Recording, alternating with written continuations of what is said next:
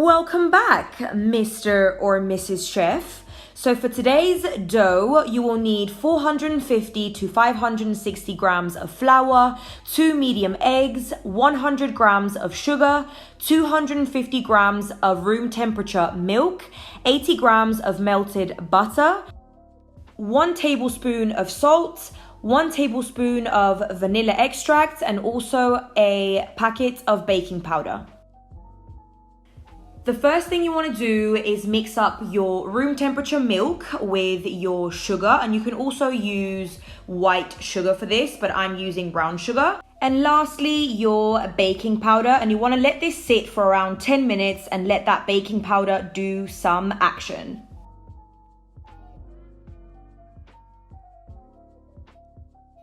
To follow, you want to add this into a container, and you basically want to add the rest of the remaining ingredients into that same bowl.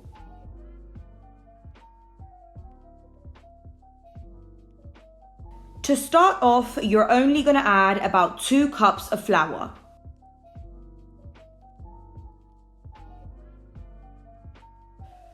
What you really want to do throughout this process is gradually add more flour to the mix until the dough loses most of its stickiness and becomes more consistent. Don't worry if it sticks a little bit though, because at the end of the day, it is still dough. Get yourself a container and add a little bit of oil around it, and then let that dough sit for around an hour and 30 minutes. For our cinnamon filling, all you will need is 200 grams of brown sugar, 3 tablespoons of cinnamon, and 50 grams of butter.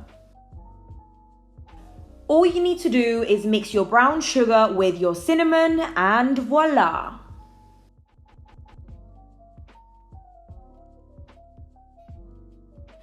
Add some flour to a clean surface and place your dough in the middle. What you want to do is stretch your dough using your hands, and if you can get your hands on an appropriate tool to help you stretch your dough, this would really make life easier. Get your dough to an equal thickness all around and attempt to make it as even and squared as you can. To follow, rub your butter around the dough, and this is going to help your filling with sticking nicely to the dough. You could think of it as glue. Then comes the yummy part, besides eating, of course. You want to add your cinnamon mix onto the dough and make sure to also get it nice and even. Now comes rolling, and we're nearly there, guys. Don't give up. When you're rolling, don't roll applying too much pressure, otherwise the cinnamon rolls will grow upwards in the oven, so add just enough pressure and don't think about it too much.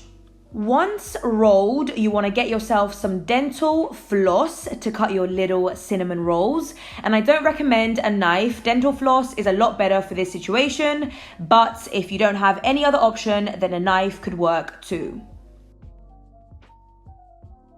Butter your container, place your cinnamon rolls in there and let them sit for another 40 minutes. After those 40 extra minutes, put your cinnamon rolls in your oven for around 15 to 20 minutes. Once you get those buns out the oven, you already know what that means. Time to eat! So enjoy!